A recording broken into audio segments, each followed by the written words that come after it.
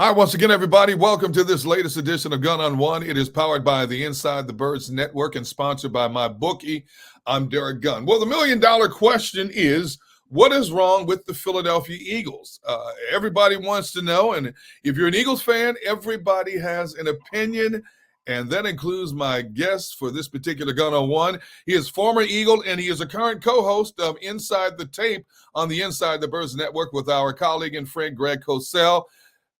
Clay Harbor, man, it's been a while since we have chopped it up. How you been, my man? I'm great, D Gun. If I was any better, I'd be you. But I'm out here in Chicago. It's cold, but it's nice out here. Love the city, but we don't wish our Eagles would break this 2-game slide they're on right now. First time since 2021 they've lost 2 straight games. So see if they can do that against the other bird team this week, the Seahawks. Well, from one fellow Midwesterner to another, keep that cold in the Midwest. I don't want it again. Yeah. I don't ever want to see it again. It's all yours, my brother. But you're right. But you're right. The Eagles, like every team in the NFL, has gone through some type of slump. But this Eagles slump is a little bit unusual because they were so prolific just a month ago, let's say. Yeah. And all of a sudden, they've tailspinned. And when you look at this Eagles offense in particular, Clay, if they didn't change anything about this offense except eliminate the mistakes, would it still be a prolific offense right now? Yeah, so we all saw some signs, right? Mm-hmm. It's like you're eating you're eating some food and you pour some salt on it and it's not very good, but or some turkey just had Thanksgiving, you pour gravy all over it and it tastes good because everything tastes good with gravy on it. Absolutely. But really, that was some dry turkey. But because the gravy, you win the games, the winnings of gravy, you kind of just gloss over it. The gravy tastes good, so you kind of forget about the turkey was dry. This Eagles team, this is some dry turkey. This Eagles team been winning games, but they haven't been winning them convincingly, D-Gun. And going back and after, these 2 losses, I went back and looked at some of these other games, and there were some signs that this Eagles team wasn't as invincible as maybe people have thought. There were some issues, obviously, with the defensive backfield, the linebackers. Obviously that's a problem. The defensive backfields, you can't cover guys in this league. You can't win. Having a corner in this league is so important, and obviously Avonte Maddox got hurt a long time ago. But if you don't have a good slot corner in this day in the NFL, that is the hardest position in the NFL to play, barring quarterback. After quarterback, slot corner. If you don't have a good slot corner, that puts your defense is at risk. If you're not getting 70 sacks, getting constant pressure, you're not going to be able to stop anybody. And defensively, they're not stopping anybody. And to talk about the offense, there are also some dry turkey there. They got some, the run game has been hot and cold. Obviously, you started off hot early in the season, and it went cold. Last week, I liked what they did. They put the ball in Hurts' hands a little more to run the football. He did have the fumble. You saw Swift get more carries, Gainwell get more carries. Obviously, you got 2 turnovers by A.J. Brown, Devontae Smith. I wasn't as low on this game against the Cowboys as the 49ers because, to me, looking back at the game, I thought minus the turnovers, it's a different ball game. If you can just hold on to the balls. And these aren't picks. These are fumbles. You're not throwing picks. Fumbles to me is just something that you can completely take advantage of. You just have to hold on to the football. If you hold on to the football, it's a different ball game. Yeah. 3 fumbles in plus territory, you're not going to win in the NFL. The number 1 statistic, minus obviously the points that matters in the NFL. You look at wins and losses, is turnovers. And that's what bit them last week, was turning the ball over. So they hold on to the ball. I think they're on par with this Dallas Cowboys team. I know a lot of people think the Cowboys are light years ahead of them right now. Dak for MVP, CeeDee Lamb, Micah Parsons. I think the Eagles are there, competitive, but you got to hold on to the football. Hey, speaking of holding on to the football, back in your day, Chip Kelly had some interesting ways in the warm-ups to work on securing the football. Did those drills work, or are fumbles and turnovers just an unpredictable part of the game? It's unpredictable, but you can emphasize them. You can put that extra emphasis on it. When you catch the ball and you put maybe 2 hands on the ball, you're putting that extra emphasis on it. So I think now Eagles watching how they lost this game against the Cowboys, they realize, hey, we're going to have to emphasize these turnovers. Fumbles you can emphasize. You put that second hand on there, maybe it slows you down a little bit coming out of your break. We know AJ's great, run after catch, likes to catch the ball, break a tackle. One of the reasons he's so great. But until he gets back into that rhythm, Devontae, too, is good after the catch. Secure the ball before you take off. Jalen, when he's running, secure the ball with two hands, and it might slow you down a bit, and that's why the players do it. You know, when you get the arms pumping, D-Gun, I know you used to be a multi-sport athlete. That's when you accelerate the fast. Yeah, exactly, man. This guy still got it. We might get him on the field with the birds right now. No, ain't gonna happen. Some help at linebacker, But so secure the ball. Yeah. Sacrifice a little bit of maybe that yak and just overemphasize the ball, and you can stop some of these turnovers, especially if it's fumbles. The running aspect of this team was such an integral part of their offense early on. Why do you think the explosive run plays have fizzled in this offense? Well, I think you got to take your shots, right? And I get it, right? There's the one group of people that say, if you run the ball early and you can't get the yards, am I going to keep pounding my head against a brick wall? Right. Am I going to try to find something that works? Am I going to go around this wall? Okay, the wall's not budging. But on the other side of that, I've been in a lot of games where the first 5 carries, you ain't going nowhere. But then all of a sudden you stick to it. You say these plays aren't working, but hey, now we're seeing how they're playing us. We're going to try these plays. They're lining up in a front that we didn't think, maybe we don't like this matchup. This matchup we thought we had a little bit of an advantage on, but it's not working the way we thought. Right. Then you find out a different way to run the football. You go the first 5 reps, first 5 run reps, don't go anywhere. You find another couple plays, then all of a sudden these run plays start advancing. You start getting more yards. You bust one here, especially when you got an explosive player like DeAndre Swift. Like back in the day, we had Shady plenty of games. The first half, Shady have 10 yards. Come on, have 90 in the second because you continue running the ball. So for me, even if they stop you early, keep that in your game plan. Just find a different way to attack. You're going to see the fronts they're lining up in. Make those adjustments and make the plays that accentuate those fronts, that make the game plan to know, okay, now you got to be able to change up. You know, you can't stick if you're trying to run power, you're trying to run duo. Now maybe you run more zone, maybe you run trap, maybe you run wham. You switch up the schemes and then find a different way to run the ball. You just don't abandon it and start throwing it, 40 times. You and Greg Cosell talk about how the Eagles have the lowest percentage in the NFL when it comes to motion, pre-snap motions. How much do you think that helps an offense, number one, and how would you like to see the Eagles incorporate more? Because Nick Sirianni recently was asked a question about lack of motion, and he says a lot of time motion is nothing more than just trying to get intel on what a defense is trying to do. Do you think it's more than that to an offense? It can be more, but what's wrong with getting intel, D-Gun? Nothing. That's half the battle. Nothing. If you got a test and it's multiple choice, it's 4 answers. If you ever watched Who Wants to Be a Millionaire, there was a lifeline. They say 50-50. They take off 2 of the wrong answers. Right. When you're motioning, you're taking off 2 of the wrong answers. You don't know exactly what the test, what exactly they're running, the right answer is, but you know for sure that it ain't man-to-man if you're running a motion and somebody ain't running with them. If you start with a running back outside, he moves back in, it's a cornerback out there, not a linebacker. That ain't man-to-man. Okay, you got to figure out what zone they're in. Or if they do run with them, they match them, then they're doing some type of man zone scheme or they're matching certain players, but you are getting intel. Tom Brady, I had a cup of coffee with the New England Patriots, only played 6 games, but I was there all offseason, training camp, OTAs, preseason, a few games in the season, whatever. This man always had a motion, always had a shift because he wanted to see what the defense is doing. So now he's eliminating 2 of his answers. He knows exactly where he's going with the ball before the ball's even snapped because of motion. And the other thing it does is it causes confusion in the defense. If you don't have a structured defense, a defense that is really on their stuff, and you do quick motions and shifts, they're out of sorts now. Now you can get a freebie here, there. And I know I don't mind a freebie, D-Gun, a freebie every once in a while. Absolutely. You could use a freebie every once in a while because the defense gets mixed up, leave somebody wide open. You get a freebie down the field. That's another thing the motion does. So yes, you're getting intel, but you're also mixing up the defense, and you land a freebie every once in a while, maybe one a game, but that one freebie a game can be the difference between a W and an L.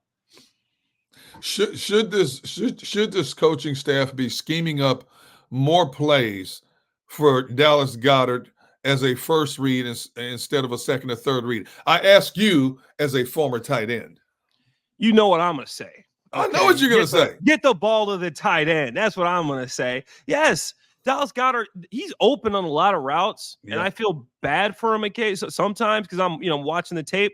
Oh man, he could have hit Dallas there, but some of the time he throws it to AJ, and AJ does make a play. But you need to get Dallas the ball because that opens up bigger plays on the outside. They know you're willing to throw the ball to tight end inside. Mm-hmm. You keep him involved in the game. He's a big play guy. He can do a lot of different things for this team.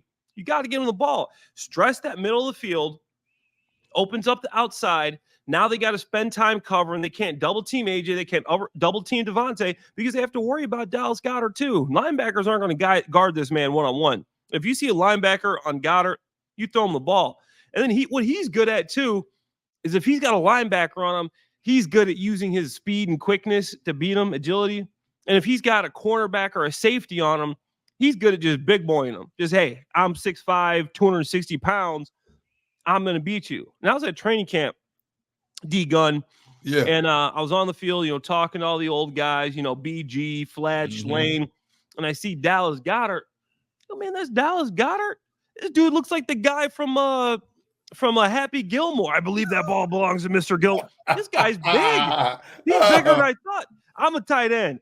Yeah. This man, he has to be 6'6" because I'm 6'3", some change. Okay, maybe just 6'3", not 6'3" and some change. But I say almost 6'4". Maybe 6'3" in cleats. I mean, I'm just saying. In cleats. Yeah, you're right. But Goedert is a big dude. You can throw him the ball, and he will just be able to body these cornerbacks and safeties too. So definitely D Gunn, get my man Goedert the ball more. And he's from the Missouri Valley Football Conference, South Dakota State. I went to Missouri State. So, hey, tight end. He did break my records, but that's okay. Hey, what do you think, your evaluation of what makes him a top 5 tight end in the National Football League? Well, I don't like these guys that, some of these guys like Travis Kelce, he don't even need to be wearing shoulder pads. He don't block. I love him in the receiving game. Best receiving tight end of all time. Yeah. Kelce. He ain't blocking nobody. Kittle will block somebody. Some of these guys don't touch people no more, D Gunn. Nope. You couldn't get away with that 5-10 years ago. Okay. Now it's this new system where they just have to basically box people out. The tight ends I like that keep the running game open. You can run to them, to the strength. Like Selleck was a guy that you could run to him. Most of these guys, if you're running to the strength, you're either sifting them backside, you're arc releasing them to a linebacker or a safety because they can't handle a D end one-on-one. Right. Or even with the double team block trying to get to the linebacker. Goddard's a guy. The whole run game's open, first and foremost. You can run to the power, the strength, and he can cut guys off, which is what they use a lot of tight ends for these days. Cut off blocks, position blocks, pin and pulls, these positional things. But he's a guy that can hold up in line. And for that also adds to the fact that you can use him in play action now. Now they're going to believe you when you fake to the running back and you're going to the strength and he slides behind these linebackers in front of the safeties and catches that ball over the middle. So that's why I like Dallas Goedert. He's a guy that will stay in the blocking game and block. And to me, I get mad. I might be jealous, but some of these tight ends that don't have to block nobody, man, I'm like, that must be nice. And getting paid. You're a receiver. And getting paid. And getting paid, yeah. So to me, it's okay. He can do both. And that's why I think he's so valuable. Hey, Jalen Hurts threw the ball better against Dallas than he did San Francisco. What did you see in terms of the difference on tape from one game to the next for him? Yeah, I thought he was quicker. Me and Greg watching, talking on after the San Francisco game, we're saying he was just hesitating. I don't know what it was. I don't know if it was, San Fran will disguise some coverages, and obviously they got a decent pass rush over there. I mean, they're one of the best defenses in the league, but he was hesitating, and we didn't know what that was. I thought there was some plays that he did hesitate on against the Cowboys, but not as many. He was better about getting the ball out on time and just talking with Greg. And that's exactly what we saw. We said he made a step up from the last game as far as getting the ball out on time and to his receivers. So it was good to see that was just basically a one game thing. He was able to improve. And that's why I love Jalen Hurts, man, because he's a guy, you talk to anybody in there, he's going to put in that work. He's going to be in the film room. He's doing everything he can to improve and get better. That's why I always have, faith the Eagles are going to improve under Jalen Hurts. At times, do you think he tries to do too much? Yeah, I think he can be a victim of that, but you understand it. I mean, he's trying to make something happen. I think sometimes he needs to take what the defense gives him more, as cliche as that sounds, but just a running back taking the check down. You're looking downfield. You're throwing in double coverage to AJ when, Goddard's underneath. You got Gainwell underneath, Swift's underneath. They can catch and run. Trusting his guys that they can maybe catch and run, miss a tackle, break a tackle here and there, instead of trying to force things downfield a lot. I think he needs to work on that, and that's something he's still improving on. Obviously, he's still young, and definitely taking what the defense gives him more, check downs, maybe not trying to force the ball. In the tape, you could see a couple of plays. Yeah, I think even Dan Orlovsky on NFL Live highlighted a few plays where Jalen could have taken some check downs, taken some shorter throws instead of trying to force things that would have kept him ahead of the chains. You were around this team training camp, and you've been to a few games at the Link. Yeah. What kind of vibe did you get from the team and the coaching staff, for that matter? Yeah, I know when I walked in training camp, I was curious to see. The one thing I always want to see is how serious are these guys like taking practice? Because I've been around teams, guys that are laughing, they're joking, in routes on air, they're kind of half-assing routes, they're kind of just jogging through, the blocking drills on the bags, and they're kind of just going through the motions. I said, wow, AJ Brown, he's playing every play in practice like it's a game. And Devontae Smith too, and a lot of times it's the receivers, like the big time receivers, that'll be jogging through and kind of take. These guys were using every rep to get better, and that's one of the things I was so impressed about. I go, these guys, and obviously you got Kelson laying in the line, they're not going to let that slide. Offensive linemen, bag drills, they're going hard. I go, man, I've been a part of teams that didn't go this hard in bag drills, or they're taking some kind of BS steps. These guys are taking their proper game steps. They're putting their hands where they need to be. They're focusing on the routes, the details. They're getting extra routes in between periods with these guys. So I thought that the team knew how to work, and that's always the number one thing for me. How are these guys working? Are they practicing like the game? And they were. And I think that's something that could separate them when it comes down to it in the end. Go back to 2010, year you were drafted. Yeah. You were one of 13 players drafted by the Eagles that year, and that includes Brandon Graham. Speaking of which, isn't it crazy he's still out there at the age of 35? Gunn. I'm waking up with lower back pain, getting out of bed, man, and just like, oh man, this guy's still playing on Sundays. I talked to him in the offseason. I'm like, BG, like, what do you do? What's the secret, man? He's like, I've been dieting better. I've been eating more like grilled chicken. I'm like, okay. Come on, man. Eating grilled chicken, that's your secret? But it's wild to think in that draft class, BG is still getting all these guys, old, retired kids. BG still out there making plays on Sunday. But yeah, 13 draft picks. We had 4 fourth-round picks in my year, and I was a fourth rounder, but just 4 fourth-round picks. 4 picks in that same round I got drafted, and it's pretty wild. Speaking of oldies but goodies, the year before, Jason Kelce was drafted in the 6th round. He's still playing. The year after, him and Fletch. An offensive lineman is not supposed to be playing at this high of a level at this stage of his career. No, Kels and Fletch come in the next year, then the following year, Lane. All these guys are still playing at a high level. It's unbelievable, man. Like I said, I'm rolling over with back pain in the morning. These guys are getting up and going to work, strapping on the pad still. I'm like, what is going on over here? It's truly incredible. And just going out to the NovaCare complex and seeing these guys still getting it done, still practicing hard, leading this team, man. It was nostalgic. It took me back to those glory days, but it was just really inspiring to see how hard these guys work to keep going, because that ain't easy, D-Gun. I'm telling you, I had a bunch of surgeries, bunch of injuries for them to still be going. And at this level, is, I mean, you can't say enough about it. It's so impressive. How many football surgeries would you say you had in your career? 9. I had 9 9 surgeries. I had a surgeries. bunch. Yeah, man. That's why I get so much disability. Had 9 surgeries. Yeah. Yeah. Wow. I Well, I'm had glad to see you in one piece today. Oh, still in one piece. I spent a lot of time in the gym making sure the body's still working, the joint's still working, but I'm still getting around, man. And in Philly, I remember I fractured my back at the end of one of those seasons, and then I had 2 sports hernia surgeries out there. But yeah, it's tough as football players, and sometimes you're lucky, sometimes you're not. Oh, man. All right. Well, former Eagles tight end Clay Harbor is my guest this week on Gun on One. We'll be back with a lot more football talk, career talk, because the man's got like 85,000 jobs. And I was informed he also has another special talent that I'm not going to reveal to him until almost at the end of this conversation. Coming back right after this.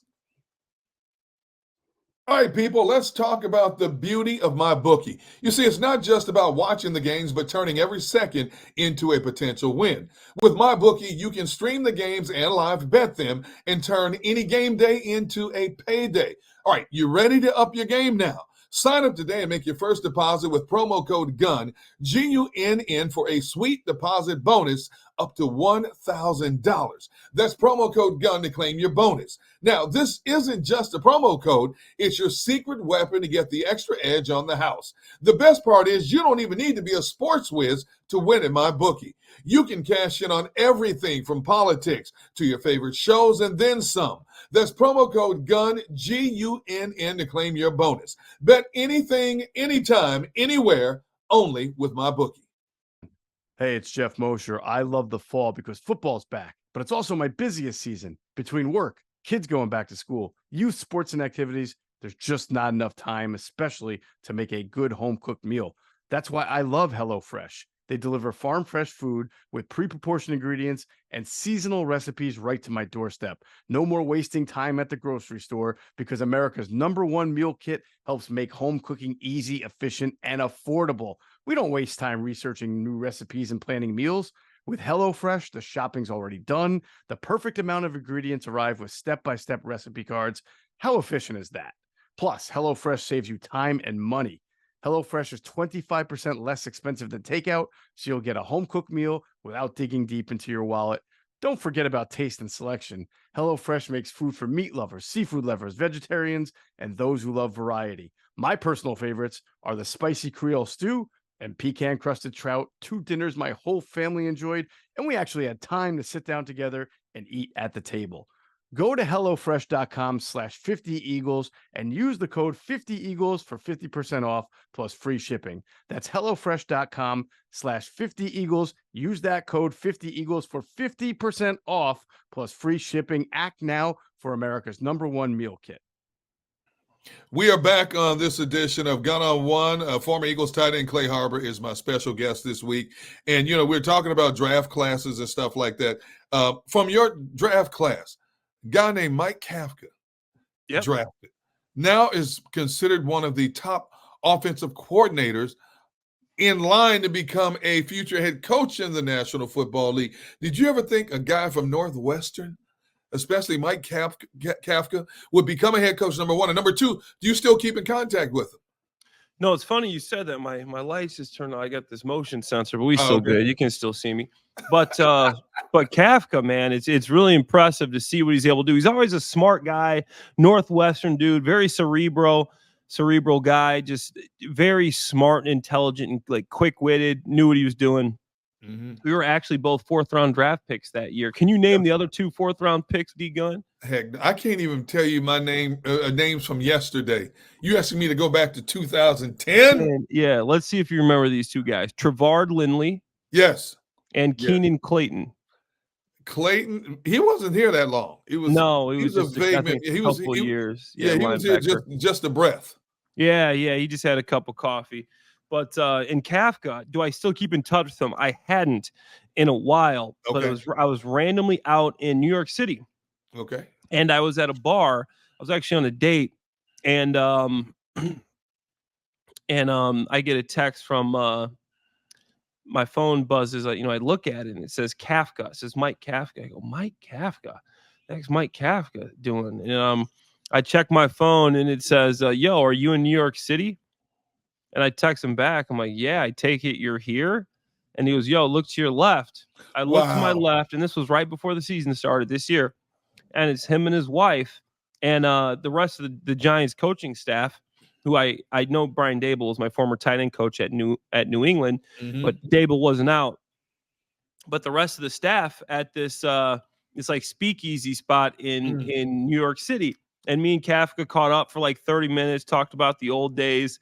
It was really good to see him and just, talking about, he's doing a really good job out there in New York City. So, happy for him, man. He looks like he'll probably be a head coach pretty soon. Yeah. He's going to have a ton of them out there. I wouldn't be surprised if it's after this season. There's possibly going to be 7 jobs open after this season. He might be the next one who steps to the podium with a new team. Yeah. And it's funny because, I mean, you look at Andy's resume, obviously Nagy's back on his staff, but you had a guy like Nagy. Like my year, we had Doug Peterson was the quarterback coach. Head coach Todd Bowles was a defensive coordinator / linebacker coach. Him and Juan had that position. Obviously, Doug, Bowles, Nagy. Who else did we have out there? I thought we had D'Amico. Oh, we played with D'Amico. D'Amico was a player, not a coach, but just a lot of guys coming through that tree with Coach Reed, and obviously Kafka. A player now too, looks like he's in line to get a job as well. So it's pretty funny how, Coach Reed still has, he's got kids and grandkids now in the league still he's coaching. So it's wild. We were just talking about the longevity of Brandon Graham and Jason Kelsey in the National Football League, which is an exception to the norm for guys in your profession.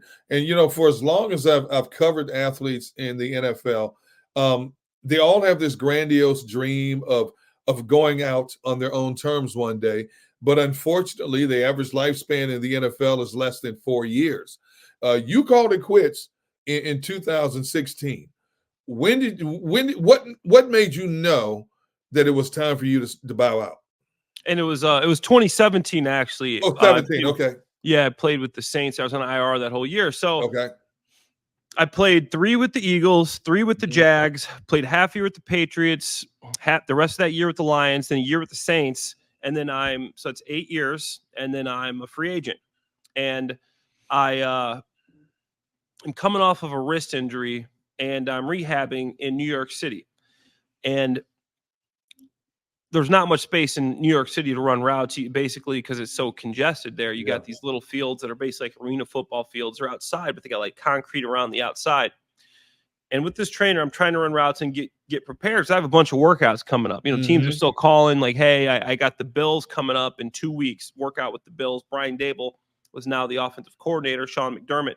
The other guy was Sean McDermott, too, that we played with in Philly as well, head coach. So I'm running with my trainer. It's a freak accident. There's one of these small fields. I'm like, hey, he's like, run a corner out. I'm like, okay, but just to make sure you don't lead me into the wall. So I get turned around. I'm running a corner. I'm looking back at the ball. He launches it into the wall. I don't see it. I run full speed in the wall. My whole side, one of the worst pain I've ever had in my life. My whole side's locked up terribly. Oh, I had to go to the emergency room for like 5 hours that day, but wouldn't stop bleeding, whatever. Crazy freak accident. So now my side's locked up, and in 2 weeks, I got to go work out for the Buffalo Bills. You're healthy and in shape, you're going to sign you. That's all he said.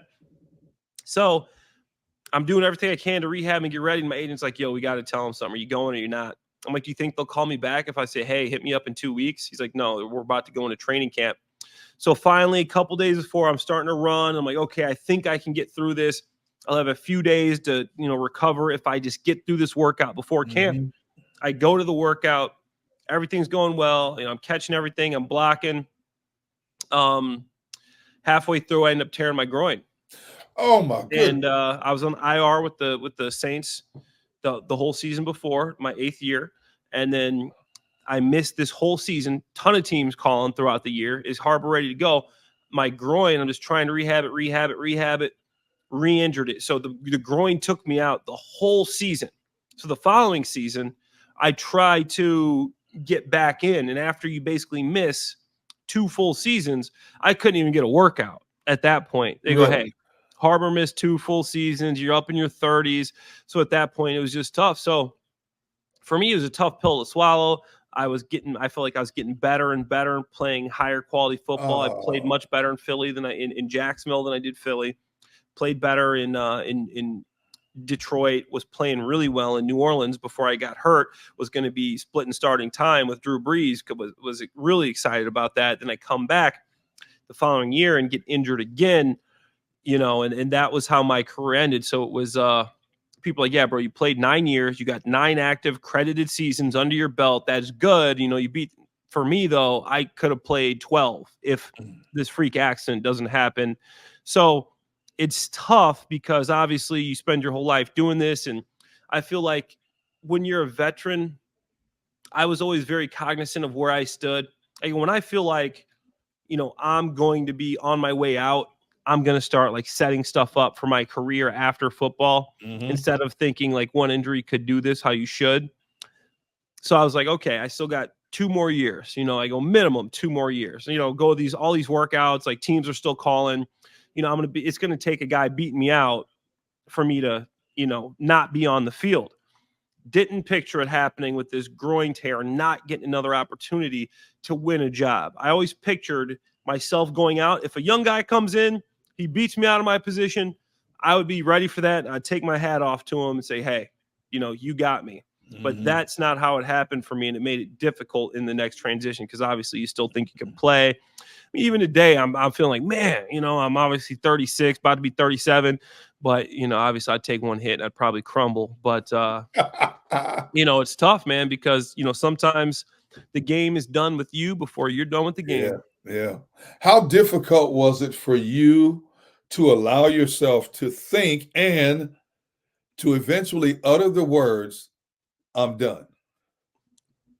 Well, I got to tell you the rest of the story, D-Gun. I was not ready to quit. And so I tried that following year. I tore my groin and missed the whole next year. Following year, couldn't get a workout. Year after that, the XFL hits me up. I'm like, I'm not going to XFL. Finally, they hit me up in the mid-season, and this is right before COVID. Hit me up, and they're like, hey, we got a workout. Just come to this workout. It's we'll sign you to a team right away. In my head, I go, okay. I go to this XFL workout. I play.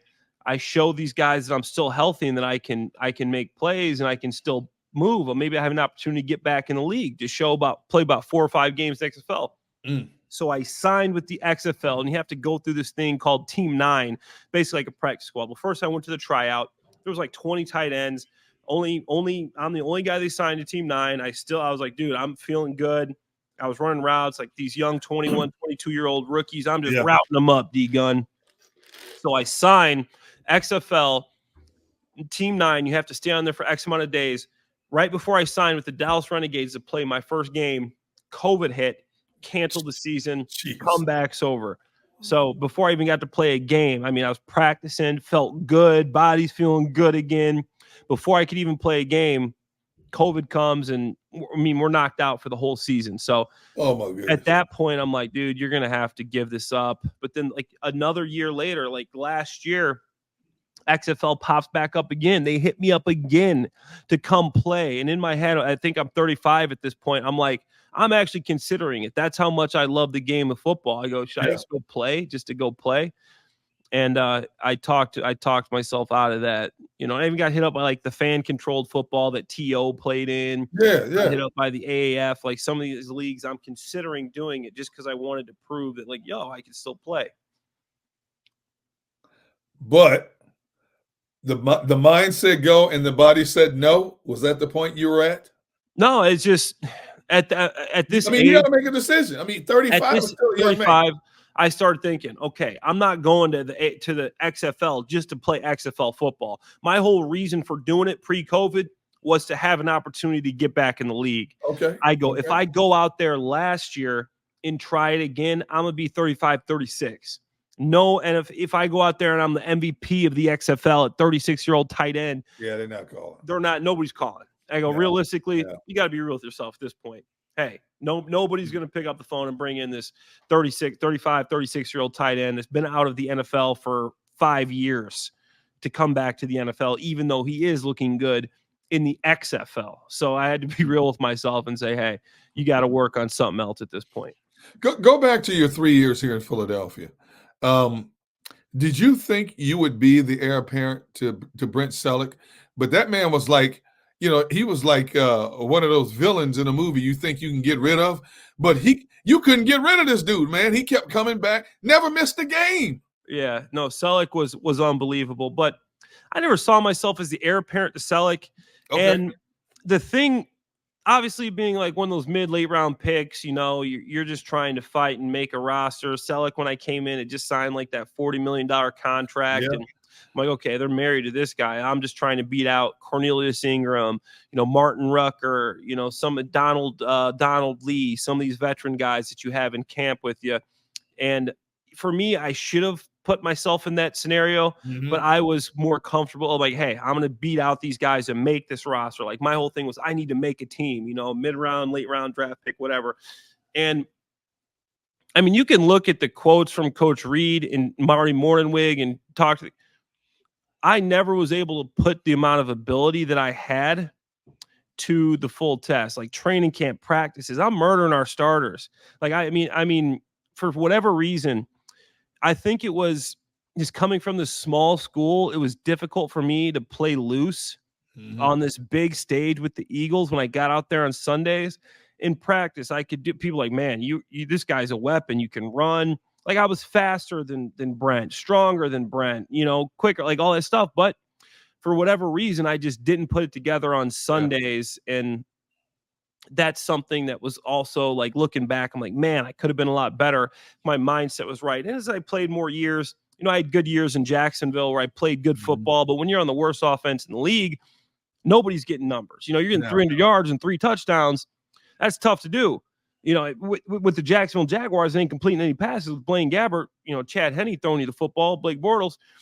So definitely look back. I enjoyed my time. I got to play with a bunch of cool guys, obviously Vic, Deshaun, LaShawn. I mean, we had some, Coach Reed, Marty Mornhinweg. Obviously, we're talking about playing with D'Amico, head coach now, Sean McDermott, Doug Peterson, our coach. Like, there's some real cool guys and guys I still, keep in touch with today.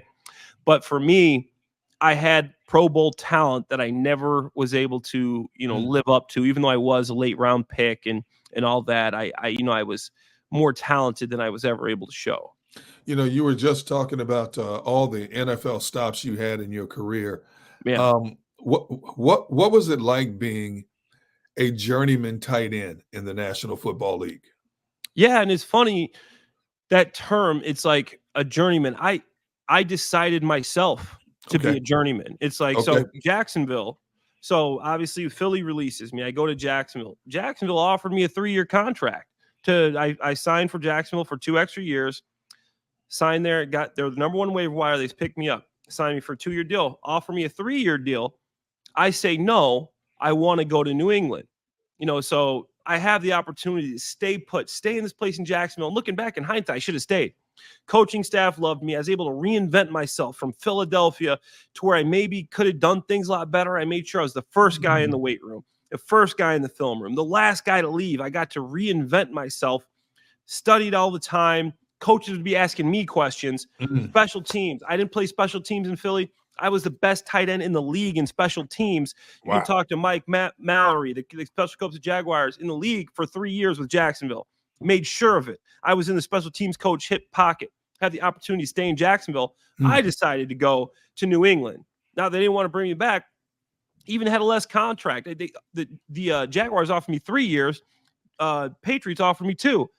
Went to New England. My agent's like, hey, they got Rob Gronkowski. They just signed Martellus Bennett. They just drafted a kid in the 4th round, AJ Derby. They got Michael Williams. They got James Devlin. Jeez. He's like, are you sure you want to go here? In my head, and I look in the mirror, like I told you, dude, I'm coming into my own. I'm playing great football at Jacksonville, but I'm in Jacksonville. Let me get somewhere where the sun's shining, and I'm going to bet on myself, and I'm going to beat out Martellus Bennett and play with Gronk, and we're going to win a Super Bowl and play with Tom Brady, Bill Belichick, all these guys. They had Josh McDaniels, head coach, and we're gonna do it. So I end up signing for less to go to New England. 2 years, $3.2 million deal. in OTAs. I'm getting the number 2 reps with Gronk. I pop both my adductors, have to get surgery. Oh my goodness. Miss all the training camp. I come back for 2 preseason games. They're telling me to stay on PUP list. They're just going to keep me on PUP until I'm 100%. I murder this rehab. I come back like a month early, but now I put myself in the situation. I'm on the active roster. Now you got Gronk. This Martellus Bennett had solidified himself as number 2 between him and Gronk, Twin Towers. AJ Derby had an unbelievable preseason, and I'm sitting here watching these guys, Michael Williams, James Devlin. I'm like, damn, they're probably going to keep 3 tight ends. They're not going to keep me. I'm like, I should have stayed on PUP. Physically unable to perform, and then waited for a roster spot to open up. So I come back. I'm not 100%. I play the last 2 preseason games. The only time I got healthy. Bags were packed. I go, there's no way they're keeping me. AJ Derby had like 10 catches last preseason game. One of the hardest games I played in my life. They made me play 4 quarters that game. In Jacksonville, I wasn't stepping on field in the last preseason game. Bags are packed, and we find out when the same time that all the media and everybody finds out who gets cut just online. We're waiting. So I'm just refreshing my feed, watching the feed. Bags are packed. Told my family, everybody, I'm probably going to be a free agent, sign somewhere, maybe go back to Jacksonville. Okay, we go from 75 to 60. I didn't think he was going to get cut. We go from 60 to 58. Wait, they cut him. I might make this. They're going to keep 4 tight ends and a fullback? Go from 55 to 54. I go, no way. 54 to 53. I made the team. They kept 4 tight ends and a fullback. I couldn't believe it, because that's something the Patriots never did. Right. They weren't going to keep 4 tight ends. They kept 4 tight ends and a fullback because I was a special teams player. So going to the season, when I'm walking in the building, I'm looking around like I'm being punked. Played 4 games, 5 games with the Patriots, and a couple injuries happened. It's before you could put these guys in the short-term IR. So if 2 linebackers go down, you got to bring in another linebacker and cut somebody. So they released me, and that year was the year they were down 20-3, ended up winning the Super Bowl. I'm on this team for 5 games. If I stay on this team, I got a Super Bowl ring. Most teams, if you played for the team at all through the year, you're getting a ring. Right. Patriots don't work like that. My agent hit him up like, hey, you getting a ring? No, don't get a ring. But for me, financially, didn't get a ring. Financially, there's this thing for vested veterans. It's called double dipping. It's called termination pay. We call it double dipping. If you're a vested veteran, you make the opening day roster, you're guaranteed that salary for the year. So I got my 1-6 from New England, and then I signed with the Detroit Lions the next day. I get cut. Next day, I get 4 phone calls. Jets, Niners, Raiders, Lions. Yep. The Raiders offered me like $250K to sign. They're offering me more than anybody else, plus the salary, the base salary for the year. Lions told me Eric Ebron's hurt, the starting tight end. I'm going to be able to start. I go there. I end up signing the Lions. So I'm going to bet on myself. I'm going to get a chance to start. First person I see is Eric Ebron. And I'm like, yo, man, sorry to hear about your injury. He's like, man, I just rolled my ankle. I'll be back next week. So they lied to you. Yes. Wow. So I get to Detroit, and Detroit is an 11 personnel team. I'm playing. So basically, I'm a core 4 special teamer. I'm doing some fullback stuff, but I ended up going to Detroit when I had an opportunity to go play with teams more tight end, 2 tight end centric. Would have got more tick. Instead, I go to Detroit thinking I was going to be the guy. I got 1 or 2 games. Ebron came back, and then I'm back to just doing the fullback stuff. I'm a free agent the next year. Signed with the Saints. End up playing really good football. OTAs, training camps. Coaches are like, wow, Dan Campbell, man, I had no idea you were this kind of player. I go, it's just been weird scenarios, man. I can play. I can catch balls. Drew Brees, there's 8 tight ends in OTAs. He invites 2 of us out to California to throw the ball with him. Me and Kobe Fleener. Like, I was getting a lot of reps with Drew. The ones come the final preseason game, I end up breaking my wrist and my toe in the same game, and I missed the whole season. I'm on IR the whole year with the Saints. You're still getting a year of pay for that, but I missed the year, and then obviously that's when the following year is when the freak accident happened of rehabbing my wrist that I had broken. So through all the injuries, what was your favorite memory as an NFL player? I have a couple, but Probably my favorite. I'd say my first touchdown was on a Tuesday night against Michael Vick against the Minnesota Vikings. It's Tuesday Night Football because I don't know if you remember this game, the Joe Webb game. Joe Webb, absolutely. I was there. And that was my first touchdown. And then Miracle in the Meadowlands Part 2. I was on the field in that punt return team, man, just being out there with those guys and holding up my guy, doing my part and watching Deshaun take the ball back and just the locker room after that play. Coach Reed throws the water jug through the ceiling. It comes down with like half the ceiling. Everybody gets quiet, looks around, and everybody starts going crazy. That's a memory I'll never forget. Miracle in the Meadowlands too. You know, you got to play with Michael Vick, Tom Brady, Matthew Stafford. How blessed do you feel to be able to play with them? Did you play with Drew Brees also? Play with Drew Brees also, but only in the preseason. You know, I got hurt that year. But yeah, played with Drew. Drew flew me out to to California. Got to spend the whole week with Drew Brees, training with him, throwing with him. So it was some cool stuff. And I will say, as far as my favorite memories, game-winning touchdown against the Cleveland Browns in 2012. Okay. We ended up being sorry that year, but Mike Vick threw me the game-winning touchdown against the Browns in Cleveland with like a minute left on 4th down. I don't know if you remember that one, but it was the season ended up being a bust that year. This year, Andy got fired after it, but that was a good memory too. One of the guys you got to play with, who I think has become an even bigger star in life after football than he was in football, is Rob Gronkowski. You have a favorite Gronk story? Oh yeah, Gronk's hilarious, man. He's a big dumb animal. One of the reasons I wanted to sign in New England. Big dumb animal. No, I say that the nicest way possible. I know, but he's just like, hey man, I'm Big Gronk. I'm Gronk. But I remember asking him. He ran around a specific way, and I thought it'd be cool to play with Gronk. One of the reasons I went to New England to play with Rob Gronkowski. I think that'll be cool. Tom Brady, right, in my draft class, anyways. And I'm like, yo, Gronk, like, what made you run this route? Like, the coverage was a specific way, and I thought there was going to be some like eloquent, cerebral answer where he just had this plan. He's like, yeah, man, I don't know, I just wanted to get open, and I'm just like, you just wanted to get open? I'm like, man, dude, sometimes it's just like you can play. Some guys can just play and you just got it. Because Gronk, I thought he did this elaborate route and, I just wanted to get open, man, And hey, this guy was watching him. I'm in practice. I'm going, okay, does Gronk run routes better than Martellus Bennett than me? I'm watching these routes. I go, no, these routes ain't better than anybody I've ever seen. Does Gronk have better hands than anybody? No, he'll drop a ball here. There's hands. Gronk could just make plays, man. I'm trying to figure out what is it that sets this guy apart. Why is he probably the greatest all-around tight end of all time?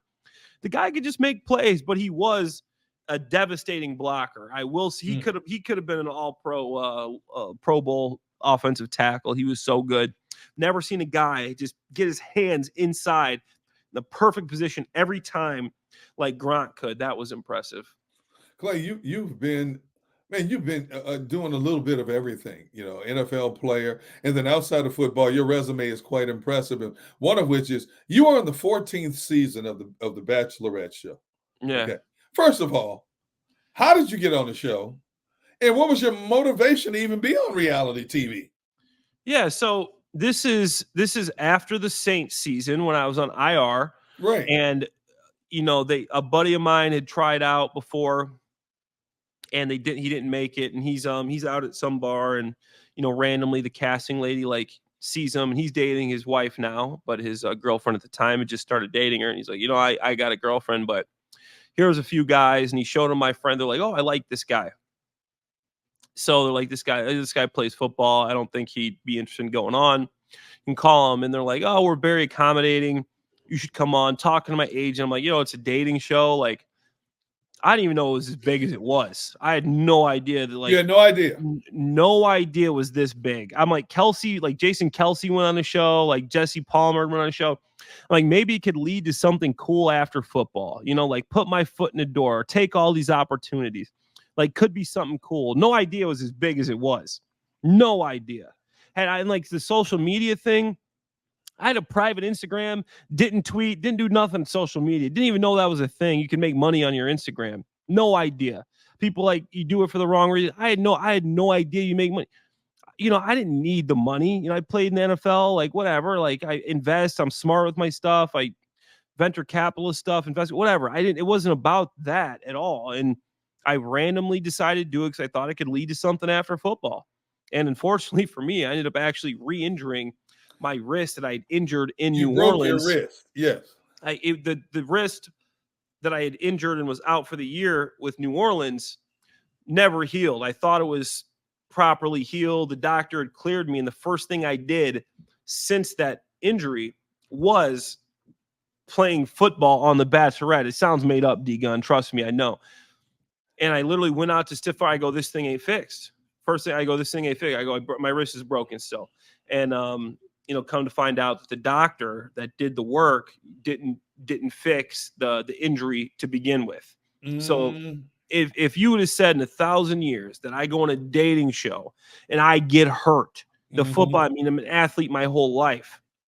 No chance. Didn't cross my mind. I thought, okay, you go on this dating show, you can work out there. They got food. It's cool. Bring your supplements. Still stay in shape. Whatever. Could lead to something post football. Just be, whatever. Right. It's a few weeks.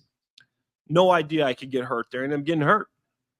If you didn't get hurt, did you think you had a chance to win? Did the football juices take over when it came to being competitive against these other guys? Yeah, I definitely. If I didn't get hurt, there was a chance I would have won.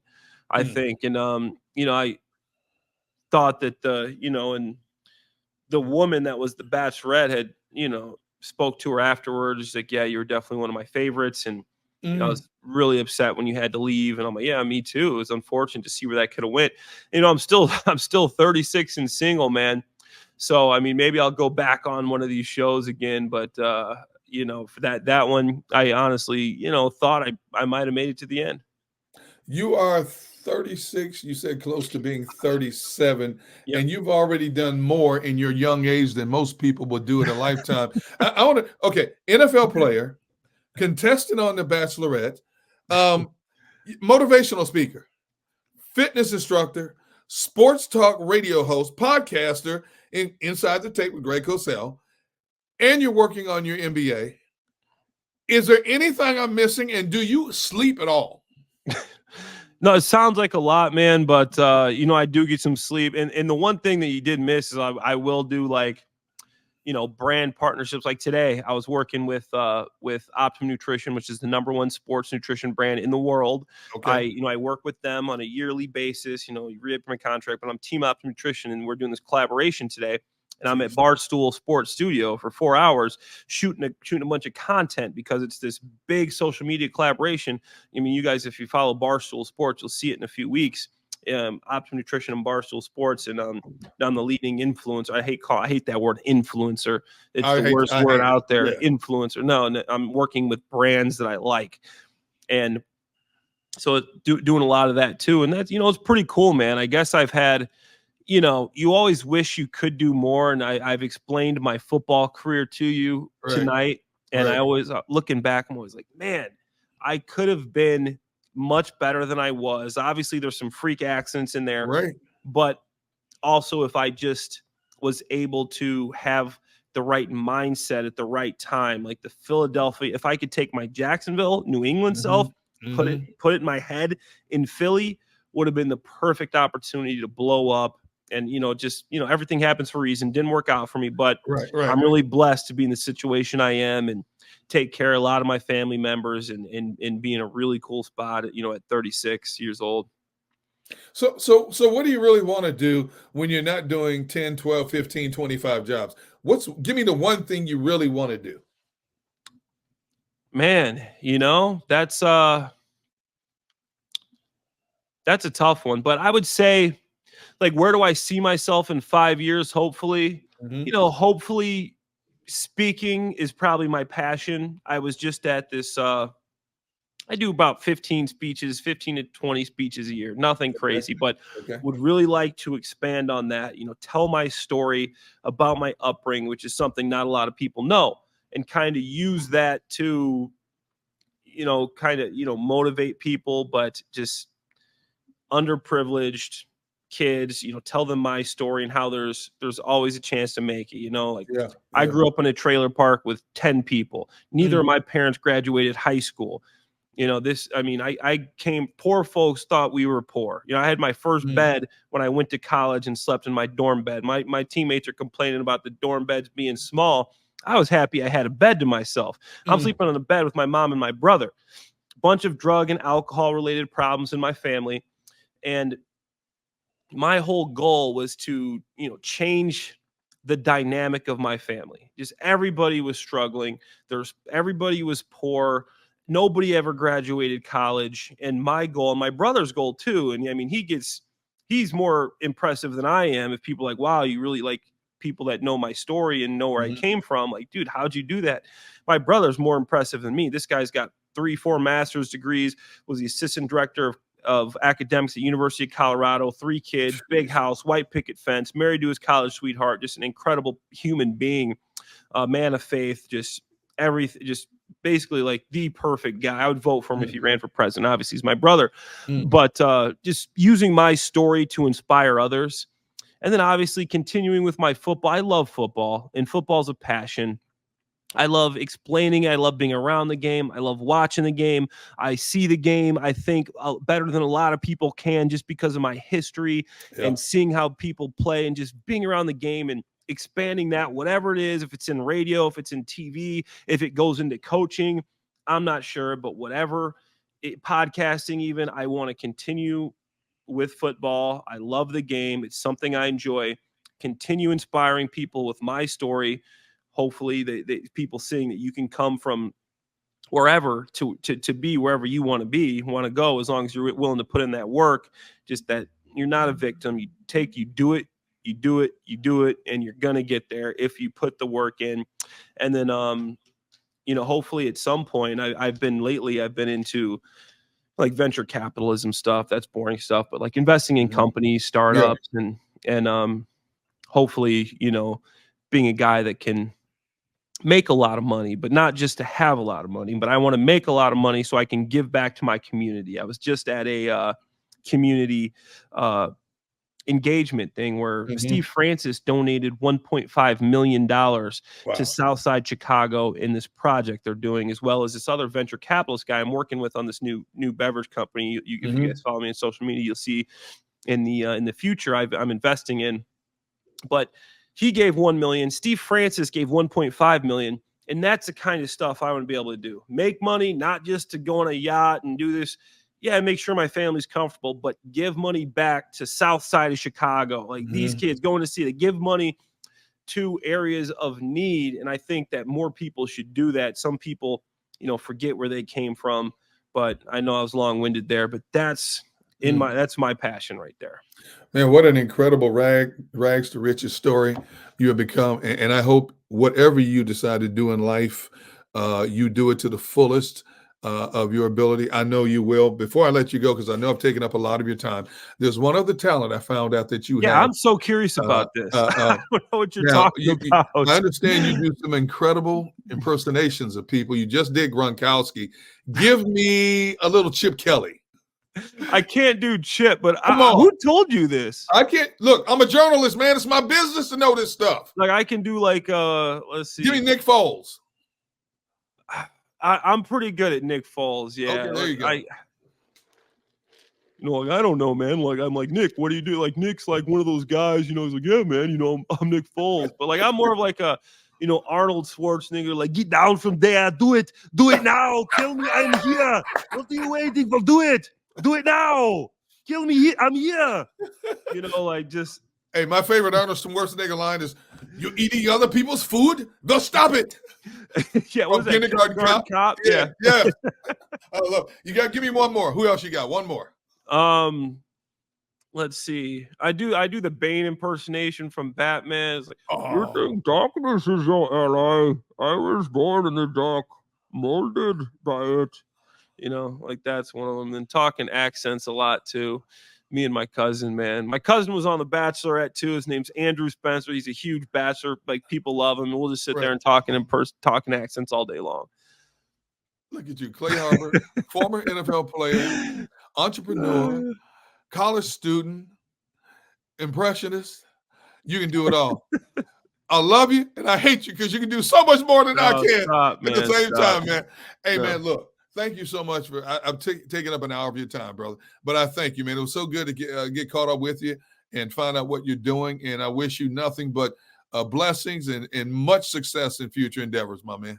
Appreciate that, D Gunn. And when I'm in Philly, man, we'll have to catch up and I would love to. You know, and grab a beer or something, man, and watch the birds. Amen. All right. Yeah. That's going to wrap up this edition of Gun on One. It is powered by the Inside the Birds Network, sponsored by MyBookie, for a former Eagles tight end and well-to-do gentleman after life after football, Clay Harbor. I'm Derrick Gunn. Until next time, so long, everybody. Be sure to check out our friends at PHLSportsNation.com. They're enhancing the fans' experience with their coverage of all Philadelphia sports teams. For the fan, by the fan is their motto. So make sure you check them out at PHLSportsNation.com and on Twitter at PHLSportsNation.